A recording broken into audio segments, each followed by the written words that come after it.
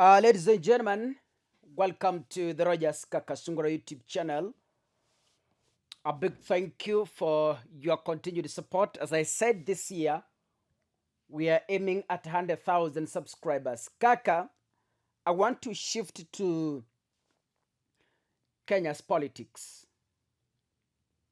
There's something I want Kenyans to understand, and I've always said my responsibility on this platform is to synthesize Kenyans on political issues and governance. Now, Kaka, there is what we call a profession. A profession means is what you have studied in class and you are guided by the code of ethics of that particular profession. The code of ethics guiding the police cannot be the same ethics guiding health workers, cannot be the same ethics guiding journalists. Every profession has its code of conduct, its ethics. In this particular video, I want to focus on judges. In Kenya, we had a former CJ Maraga. Maraga left a legacy because he didn't want to compromise the judicial ethics, the judicial code of conduct. That is why Maraga will remain in the books of history the longest. That is why Maraga's leadership will find or has found ways into judicial classrooms. He is being used as an example of how to stand firm on your code of conduct. I remember one particular video whereby Malala, who is now the UDSG, he had a case in court when he was a senator by then. And he bought mbuzi, goats, half goats. And he wanted to present them as a gift to CJ Maraga. But Maraga rejected them. Code of conduct, professional ethics. Now, the judges, a professional judge, is guided by the law and not by how a politician thinks of him. I want you to follow me very slowly so that you are able to understand where I'm heading to. I want to zero down the code of conduct and ethics to judges, the Kenyan judges. A judge who wants to remain in the books of history as one of those patriotic Kenyans who stood on the truth is guided by the Constitution, is guided by the code of conduct, is guided by the profession ethics. The judge makes a ruling as per the arguments, from both the defendant and the accusers, or the accused and the accusers. The judge is in between. Argue your case. If your arguments are as per the law and the judge feels constitutionally convinced, that is when he renders judgment.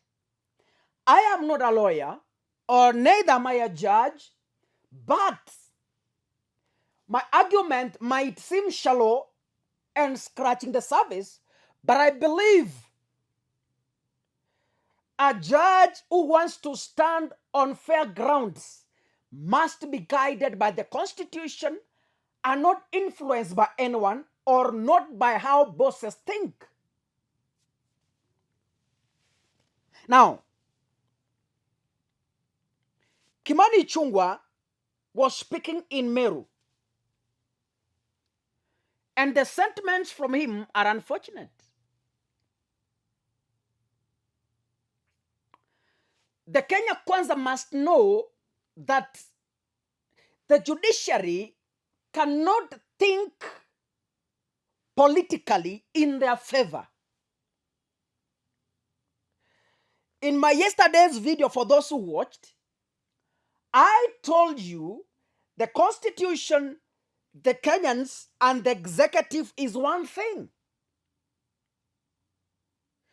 The Constitution represents the majority of Kenyans, and the Constitution gives birth to the president.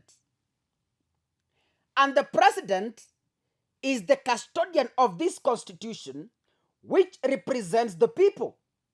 So the people are represented by the Constitution, and Ruto represents the Constitution. So means when Ruto represents the Constitution, he is simply representing the people.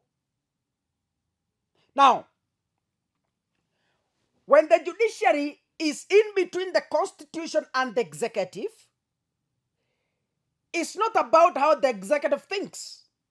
It's about what the Constitution says. So you come on any part. That's what you call fair judgment.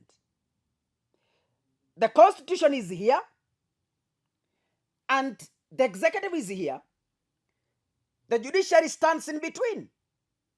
So when making a fair ruling, it's not about how the executive thinks. It's about what the Constitution says about what the executive wants. Hiyo ni tongue twister. Wacha nirudie.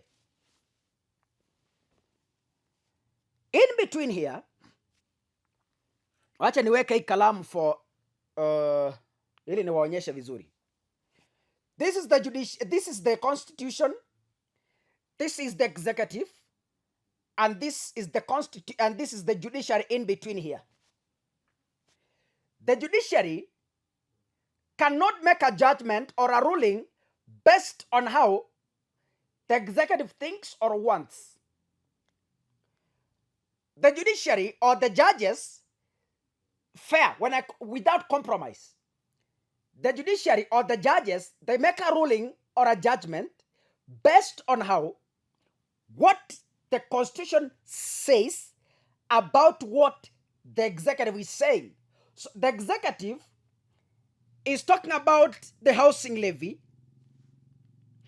and the Constitution is giving guidelines on how the housing levy, which has been brought by the executive, is supposed to be presented to the people. Now, the judiciary is here. The judiciary is treating the housing levy, which the executive is saying, based on how the Constitution talks about the housing levy. Wale mumenielewa, mumenipata. Now, Kimani Ichungwa is calling the judiciary thugs. Very unfortunate. Kimani Ichungwa is calling the judges wakora. It's unfortunate. But I want Kimani Ichungwa to get this. It's not about how politics think. It's about what the Constitution says on the people of the Republic of Kenya. You cannot politically suppress Kenyans, yet we have a Constitution that defends the same Kenyans. Because you are an executive, you cannot impose something to Kenyans without necessarily going through between the executive and the people, there is a Constitution. Like what I've said, between the people and the executive, there is a Constitution. So, for the executive to reach the people, it must go through the constitution. The housing levy is bypassing the constitution and it's hitting directly to the people, which is unconstitutional. So Kimani should know one thing. The executive cannot use a shortcut to reach the people without going through what put them in office, that is the people, through the constitution. If the people of Kenya went through the constitution to have the executive, then why does the executive think it can go through the people without the same constitution? A unifying factor. I don't know if I'm overthinking, but then anyway, that's my thinking. Ladies and gentlemen, my parting shot. The Kenya Kwanza politicians have gone rogue. And Kenyans, we must find a solution ya kukata hiyo pembe. Tusipokata hiyo pembe kama wa Kenya, we are headed to a wrong direction. God bless you, ladies and gentlemen. See you in the next video. Asanteni sana.